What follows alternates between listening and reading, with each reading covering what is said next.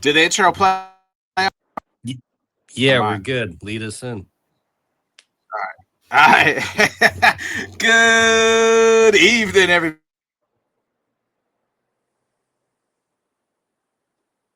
You're muted. There you go. Yeah, the intro played again. It's all right. We'll tell them to edit the first 40 seconds off of there. Good evening, everybody. Welcome to another great episode of The Shadow Realm, episode 2. I am your host, Hodkinson, of course, with me, Mr. Bobby Blunt. You are watching us on Sideline Sports, the only MMA show you can catch on right here on Sideline Sports. So, Bobby, we have 2 weeks to kind of get into.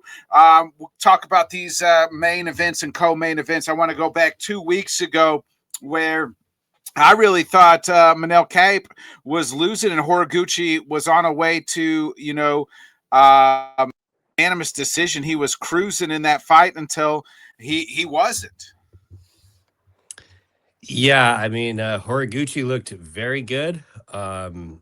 Was light on the feet, just really maintained the distance well, figuring out ways to get in and out of there and strike Kape and then implement the takedowns. And yeah, it definitely looked like it was going favorable for Horiguchi, but I know we didn't break this down because we had the week off, but we were both saying like Manel is essentially live the entire fight because of his power. And he absolutely showed that when he, took him down and got the finish. So huge win for Kape, who did not have to take this fight.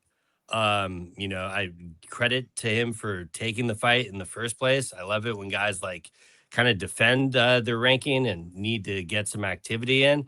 And it was a rematch, and now we are 1-1. So doubt we'll get a trilogy anytime down the line. But Horiguchi looked very well in the fight, lost with all class. I'll have no doubt in my mind that he'll come back even stronger. It was a bummer to see him lose, but at the same time, Manel absolutely deserved that moment. So credit to him for figuring out a way to come from behind. Yeah, he has something that you don't really have. A lot of guys don't have at flyweight, and that's that one knockout power. We've seen it from him a few times, and he's always like you said, he always going to be. But if I'm, yeah, and who knows what's going to happen. But if I'm looking at, Josh Van, like that would be scary. But the way he was taken down, Horiguchi was able to get him to the ground. Like you got to think that would favor Pantoja. But if those either one of those fights ever happen for Cap, like man, Horiguchi's is handling him and handling him, and then until like he just was able to catch Horiguchi, and then he ends up winning this fight. It was just like he had no answer, in the ground, but he just, was able to catch Gooch coming in. Yeah, and another thing to give him credit on is Manel never really got frustrated in that moment. Like he kind of knew there was a decent chance the fight would go there. And it's not like he, really got flustered or anything. He just kind of waited to pick his shot and eventually catch him. I mean, granted, mainly because the fight started when they're standing again. But, all the same, it just shows that he's not going to get kind of flustered in these moments. I do think it is a real blessing that Nitzik is in his corner. I mean, he obviously did not have him in that first Ryzen fight. So you do see him getting better. And, he's not the youngest, but I mean, I know we're not talking about what's next, but I think he's more done enough to wait. And I do not think he should take another fight after this because, he already took that risk and he kind of added to it. And with Horiguchi, there's not really anything negative I could say about his performance. Like his game plan was going perfect. He just got caught because Manel has insane power like that. So, I don't think either guy really lost stock in this fight at all. But Manel's stock definitely kind of went up to be deemed to get a title shot somewhere down the line. Yeah, I agree. In the co-main event, like I felt it was almost similar, in that same as like Cutabella was winning that fight until he wasn't. I thought. Yeah, I don't know. That was a different one for me, just from the fact that I had very little faith in Cutabello. So I was kind of just like waiting for the moment where Navajo could, you know, just take advantage and get something. But it does like kind of lead you away with you know, you get these flashes from Sterling that he could be a future kind of champion in a very division that kind of just needs some freshness and fire. But at the same time, then you'll see instant moments like you really kind of question how far it can go. But to his benefit, he is with City Kickboxing, so he is around a lot of guys that have been in these moments, and I'm sure they kind of trained him on those moments of being up against the fence and stuff like that. But I can't really see like any people in this division that I still would not think he would have a heavily chance on getting into like fighting these ranked guys. So I'm kind of curious to see like how far he can go. Like he does continue to look better in each fight, and he is just kind of so new to the game that he'll only kind of get better. So though I wasn't like blown away with, oh, we got a future contender on our hands, I'm in no way shutting the door on that. I think he's just doing the most important thing that he needs to be, which is continuing to win. So it's not always kind of about how it looks. Yeah, you're right. I just thought at one point in time, I couldn't, like, at the end there, I thought Cutabella, I was like, what are you doing? Like, he just kind of went to the hole and just it kind of ate up some shots there. He was doing Cutabella things, I would say. I mean, again, like that. I think the reason that moment was not frustrating for me is because I was more or less expecting it. Like that is why I kind of picked Sterling in the first place. It's just, yeah, it might not look pretty in the beginning, but I think in the end he would figure out a way to get it done, and that's exactly what he did. So credit to him. Like he's one of these guys that came in on contender, and he's continuing to still find ways to win. So Yeah, for sure. There's one other fight I wanted to really quick hit on that back on that Apex card, and that was Loke Dog getting the knockout of Andre Feely. I thought Loke Dog. There was times in that fight I thought Andre Feely could have finished him. I think if Feely goes back and watches it, he had Loke Dog hurt a few times in that fight, especially in that first round. It's like, why didn't you go in and get the finish? yeah, no, I remember you texted me when that happened. That seemed to be a little bit of a bizarre moment. Oliveira looked a lot more comfortable at the different weight class, a lot less drained.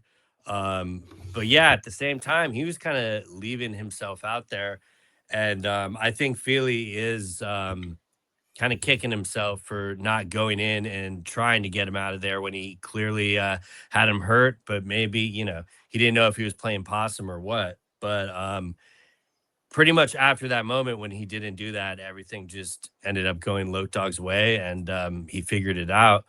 Um, it hasn't completely blanked my mind the performance he had against Mario Batista, but this is just a very good bounce back compared to the last fight he had. I think it's, no question he should stay in this weight class.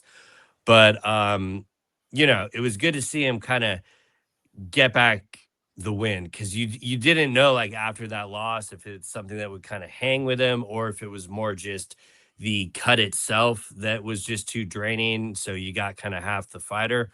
But I don't know, I'm kind of neutral on that one because you feel he still had moments and stuff. So but it'll be interesting to see like what Oliveira can do next at that weight class at least.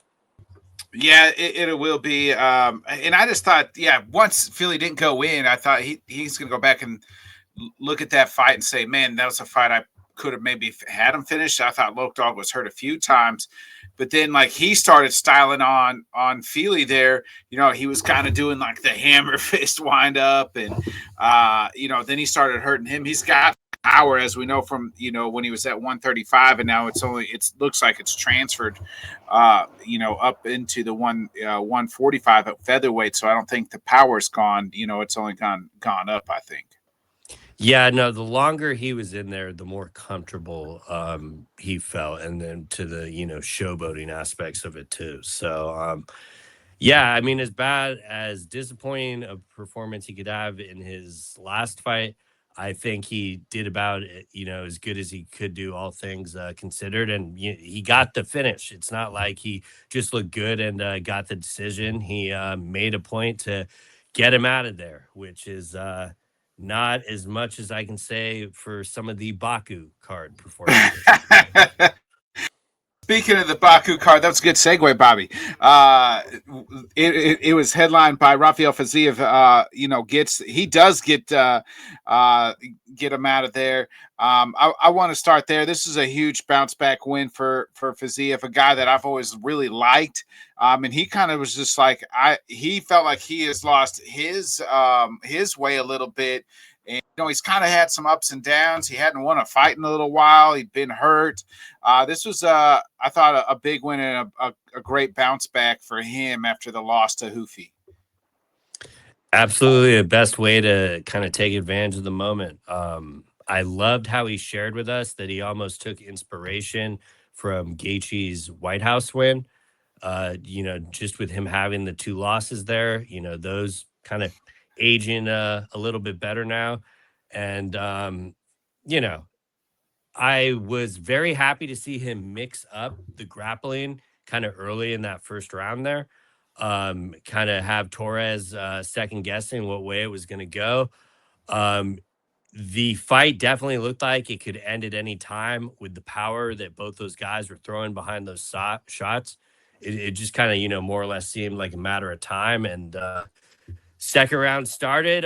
They touched gloves, and Fiziev hit him with a perfect wheel kick and got the finish. So it's another, great performance that was followed up with an early finish, kind of the hometown moment he was hoping for. Like when he walked out, the entire arena was lit, just, singing his walkout song. I really wish I knew that walkout song. I probably would have added a little bit to the context there. But, and fuck, man, when I saw Torres come in there, you forget how big that dude's hands are. Like they're saying he's in like a 5XL glove or something, like similar to Lesnar. It absolutely looked like it. And, I'm not sure if this is a little bit too soon for Torres or if he just kind of got caught, by the better guy. I'm sure he'll kind of be back in these moments. He's been surging off Contender Series and getting wins. So, very style, like fan friendly style fighter, both of them.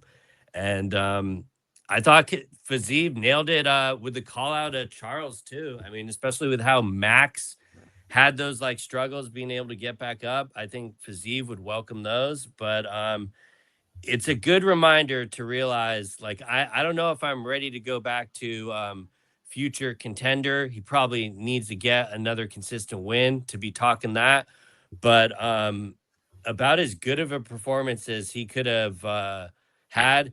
And I was really surprised the amount of people that were counting him out in this fight. Like I do understand because of the Hoofy loss and the multiple Gaethje losses, but like we forget that he's just so far removed from that injury. And I think the more and more he gets back in there, the more and more comfortable he'll feel. He looked absolutely comfortable and dialed in this fight, and did not even need anywhere close to the championship rounds to get it done. So good on Fiziev. Yeah, you let it right, Bobby. He came there. I thought he was attacked right away. Was more aggressive than the Hoofy fight, as well. And I thought that's what that's kind of his style when he's at his best, is attacking, kind of being up front. Where on the Hoofy fight, and maybe it's Hoofy's long length and things like that that also affected that. But I thought this was the best he's looked probably since that injury a few years ago. Yeah, no, definitely. I think it's just all about getting the reps and the time in there. And, each fight he's going to feel a little bit more comfortable with doing stuff. Like, I don't know if maybe that's why it was not using the wrestling as much like previously, but I just kind of hope they're not just saving him for these site fee Baku cards. Like, I would love to get another Vegas fight with him. You forget how like electric the crowd can get, but at the same time, I do think if they're going to be doing these yearly, I'd have no problem if he's main eventing all of them, because he definitely seems to be one of their favorite and most popular fighters. The rest of the card did seem like it was built with a lot of these hometown guys trying to get them their jump start being here. But Fiziev was the one that was absolutely able to take advantage of it. And I think that was the win that meant the most, like these last 2 weeks for the individual fighter himself. Like, you could see the relief. He was just very happy that he was able to get back in the win column, and definitely a feel good moment. I was happy to see it and glad to see him win. Yeah, same. I thought you were right. It was feel good. It wasn't, the Horiguchi. I thought Cap main event was the most highest stakes as far as like ranking wise and kind of what's next. But Fiziev kind of need this one to just to kind of get back on track, right? Like everything else. I want to get to what was this co-main event. Real quick, one Go thing I ahead. just because and yeah, we gotta point out too that it's not like he's losing to awful people. No, Like, no, no. all his opponents have been very quality. He only really fights the best, so absolutely great to see him get back on track. Yeah, I mean, we're talking about him losing, but it's like, um, he lost to Hoofy, and he lost to Justin Gaethje, and he lost to Gamrot. Yeah, the current fucking champion, and like Gamera is a tough out for anyone. And a guy that's rising the rankings in Hoofy. Yeah, so it's not like he's losing just to Yeah, scrubs. who Uh, a Hoofy that's also training with a world champion team in Volkanovski. right. So Speaking of scrubs and not training for champions, what was that co-main event, Bobby? It's time to stop putting Sheriff Bullet in these main events. Michelle Pajeda should have knocked him out. He had him down in the first round, and he should have. I felt like he could have got the finish, maybe standing him back up. woof, this was terrible. I could not believe this was the co-main event when we looked at the card. It was like, you gotta be kidding me. And The I UFC understand. loves the Bullet for some odd reason. Maybe they Well, won't now. they love the Bullet on the site fee cards because of his like popularity and social media numbers. And I know he only has one loss, but he feels a lot more like a gimmick than like a UFC caliber fighter. Right? Yeah, yeah. I don't really have anything positive to say about this fight. This was a gigantic waste of everyone's time. I find it offensive. People are saying send these guys to the PFL. They would lose in the PFL. Um, I've I've had enough of both of these two. The Izzy call out was comical. I do not care how old in the tooth Izzy is getting. He would beat the fuck out of Shara Bullet.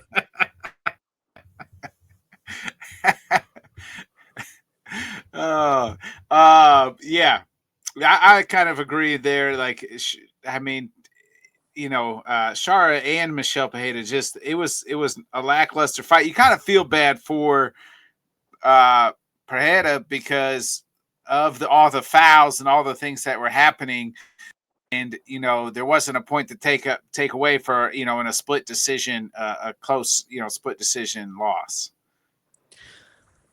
I mean, can I be real with you? That fight was so fucking terrible. I did not care about any. Like, the only reason people are pointing out is because it was Erdine. If that was any other referee, we would have just moved on and been like, oh, good Lord, let's get to the main event. Because And yeah, I guess I feel for Pereira with like hey, if you do that again, I'm going to take a point, and I didn't take a point.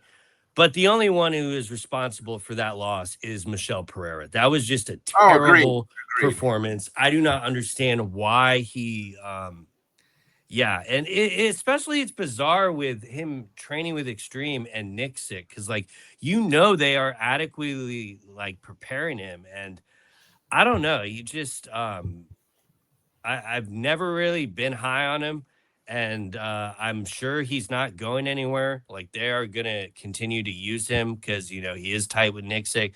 Those guys fight on very short notice, and they'll book him anywhere without question. But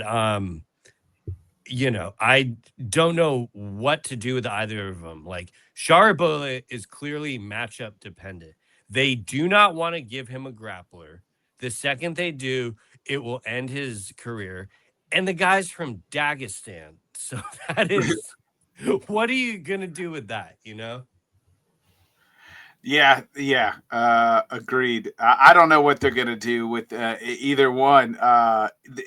Bullet had the hype training. As soon as they gave him somebody that was quality, he lost to MVP, and then we're seeing it again.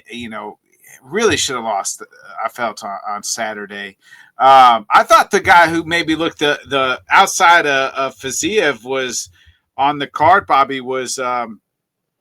Asu Amabayev, he beat our guy Charles Johnson, oh, I don't even know what do you call that sub. There's only been 3 of them in the UFC period. Yeah, I'm just gonna call it a slick, wild submission that we never see. A Slufev stretch. Sorry, I got it. I Yeah. found it. A Slusev stretch. No, that looked absolutely painful. Obviously tough night in the office for Charles. Could never like really get his jab going. Almabayev had early success with being able to take him down, and he was just kind of able to build on that the entire fight. But like credit to him for even dominating him the entire time, figuring out a way to get him out of there and get the submission. He's had some ups and downs at flyweight, but in a probably the most exciting division, he's absolutely a player in it. So it should be interesting to see where they go with him next. And I'm not going to count out Charles Johnson either. He expressed that he was frustrated. He worked all that stuff in camp and just did not have any success, but didn't make any excuses, and vowed to be back. And how quickly like the flyweight division can lean and stuff. But Right. I don't know. It's like if we're going off metrics, since he beat Charles Johnson, apparently that means he's never going to be the champion. Because like the guys Johnson has beat, one is the champion and one is very close. But all jokes aside, I do think he does have the skill set to compete with all those guys at the top, especially like when you're seeing because him and Kape have fought before, right? Manel beat him. Who's Am I that? getting him And confused? Asu? Yeah, I thought they had a fight. I might be mistaken I on think that. so. Let me look. Yeah, they did. He lost. This was March of last year. Mhm. Cape beat him by TKO. Yeah, and probably with some of the same reasons, Kape has that power, but at the same time, I do think he can still excel with a lot of those guys at the top. He's got Aljamain Sterling in his corner. So, but yeah, I do agree that he probably had one of the more standout showings on that card, because there were a lot of finishes, but there was a lot of some of those finishes. I really question if some of these guys are really UFC caliber. We felt like we were getting a lot of filler, but the Charles Johnson Amabaya fight was one of the fights I was more looking forward to, and tough night for Charles, but I still kind of enjoyed seeing Amabaya be able to get that done. Yeah. Shout out to Abdul Rahman for the what was it, the fastest second fastest KO in lightweight history. So in 8 seconds over Julius Walker. Yeah, that was brutal. Especially, I think there was a video going around of Walker saying, if all goes right, he'll take him out with the first punch, and it was pretty wild that that happened to Walker instead. And you feel for guys in that moment because, like, they to go through that camp and then the fight just ends like that, and it's got to be pretty daunting. So, hopefully he can bounce back. But yeah, I mean, you couldn't have a better 8 seconds on the other side. So yeah, yeah, it was just a pow right to the chin there, and set Walker down. Both Missouri guys lost, unfortunately, from in Johnson and Walker. Bobby, is there anybody else or any fight you want to highlight real quick before we get up out of here? yeah, definitely got to give some love to Daniil Duchenko. He's a tough winner that continues to kind of have bright spots. Pretty well rounded, but definitely striker heavy. And he was fighting Theodore Bergen, who took the fight on short notice, but had a 100% finish rate up until then. And, Domchenko was doing a great job staying center in the cage, but was also getting hit with some shots. But at no point really went away from the game plan and just standing and trading. When he gets people up against the fence and throws elbows, watch out because it is just so slick. And I was really happy to see him win because on a lot of tough seasons, like these guys kind of seem forgettable and you almost forget they like even won tough. He has taken advantage of every UFC fight he has been in. And, it's at the welterweight division, which is fairly loaded. So I don't think he'll be fighting any ranked guys anytime soon, but definitely someone I'm going to be keeping my eye on and, rooting for. He's from the Ukraine. So, got to give him some love there. Yeah. Real quick, I wanted to shout out AJ McKee getting a big win this past Saturday as well in the PFL. He's kind of like the last lead holdover of the Bellator era there. Still has, it's probably their best, flyweight, and he's probably one of the few people that you feel like could come from the PFL to the UFC, obviously Paul Hughes as well, and really fight somebody in the rankings. Yeah, I mean, PFL had a really good showing on Saturday night. Had primetime slot with nothing else on, aside from the boxing, obviously. But I love that entire event. Really good matchmaking. Great performance from AJ McKee. He was his opponent was on, quite a surge as well, but he just absolutely shut him down the entire time. Almost had some moments where it looked like he was going to get the finish. But yeah, I like what PFL has been doing, like putting on these local shows with local talent. Liz Carmouche was from San Diego, as is AJ McKee. So yeah, I think they had a really good showing, and I like how they're in these like little arenas and stuff. For a viewer experience, it has been such a breath of fresh air since John Martin has taken over on the production side, the seamlessness of like having to wait in between with the pacing. So yeah, absolutely happy you mentioned it. People should watch some PFL. There's more than just the UFC. Yeah, and people should watch us right here on Sideline Sports. You can catch another great episode of the Shadow Realm next week. There is no fights this weekend, Bobby, due to the 4th of July. So just go back and rewatch the UFC White House card in honor of Freedom 250, baby.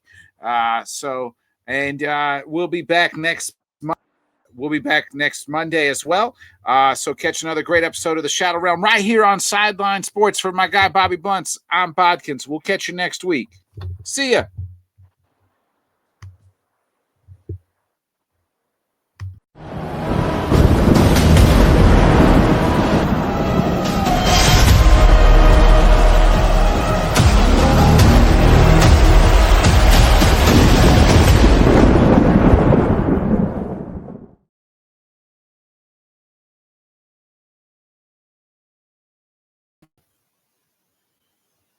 Mhm.